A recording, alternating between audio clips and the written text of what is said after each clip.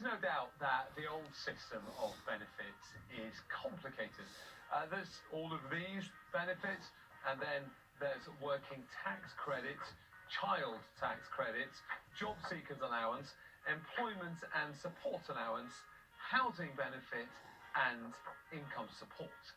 Perhaps it's no wonder that back in 2010, Tory politician Ian Duncan Smith put forward the idea that surely it would be better to have a simpler system. I am delighted to announce the introduction of the universal credit. A system that would also incentivise people to work rather than stay on the dole. His idea was universal credit, to replace all of these benefits with one single payment, paid monthly, like a salary in arrears. It made sense on paper. Fewer forms to fill out, fewer government departments for a claimant to deal with. But universal credit's critics are furious that it's bringing hardship to many families. The way in which the system has been designed and implemented is catastrophic. Everywhere you look, there are issues with the system. It's not working for the disabled. It's not working for families. It's not working for lone parents. It's not working for those in jobs, and it's not working for the self-employed.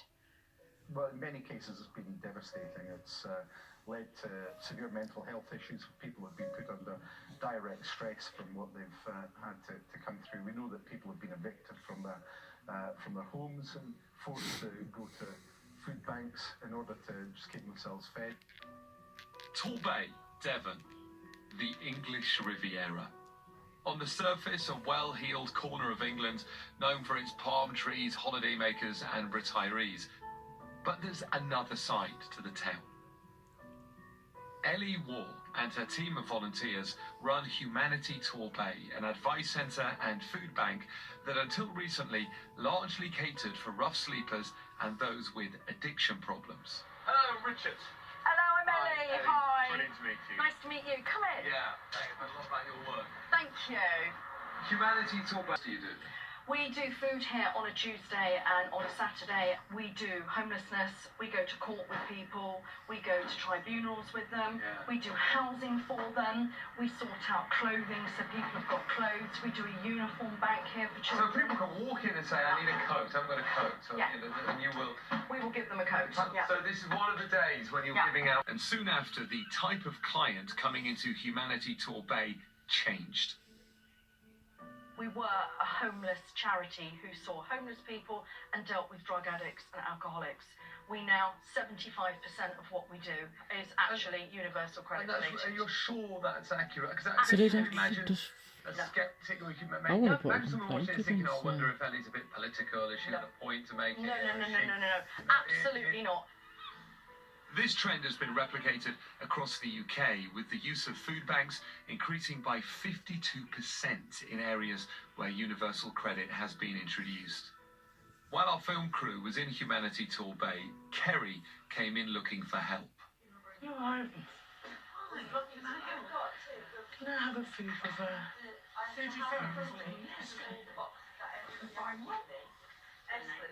What was the circumstances that brought you here today? Have my food. What benefits do you currently receive? Universal credits. Okay, if you pop it on there, they'll sort you out with some food. Right, thank you very much. I hope you get sorted soon, anyway. Yeah, thank you. Unlike other food banks, people like Kerry are invited, after registering, to take away the essentials they need every week. Do you want some cereal? I've got Frosties, or do you want Colby biscuits? Frosties for kids. One of the big changes with universal credit is that it's paid as a monthly lump sum, which includes someone's housing benefit. And for those people who are not used to budgeting, the temptation to spend it straight away can be hard to resist. With universal credits, I think, because I get it as a lump sum in my bank, I think, oh yeah, I've paid all my bills and I'll spend a little bit more than what I should, if you know what I mean. I should have had it to stretch, but I didn't. But I suppose Some people listening to this would say that's not the fault of universal No, credit or the idea of universal credit. I'm saying that's my fault, your you know, decision. yeah. But since being on universal credits, I have struggled out because £50 hasn't stretched that far because we've had to use extra gas, you know, because it's been cold and stuff. I'm lending more money off of people. Right. Yeah, because I will pay my rent when I get it, I'll pay my council tax, and then by the time I'm finished, I have hardly anything left. Most people who use food banks are too embarrassed to say where they get their food from, which includes Kerry. How does it feel to have to rely on a place like this? Well, like literally, I will go home and I'll have like the shopping on me, and then I'll go to bed and I'll get myself upset because I feel like I haven't done a proper shop, and I don't know. Just explaining to people, I don't explain to people where I've got my shopping from. I just say You don't tell them. No. You don't tell them you got it from here or from a food bank or referral. I just do like normal people do, just have the bags and just pretend I got it from normal shops. What would you do if there weren't places like this? Well, I would be in those circumstances of where I wouldn't eat. I can imagine some people not being especially sympathetic towards Kerry because she's talking there about how with universal credit she gets this larger amount of money in her bank account and basically spent it too quickly.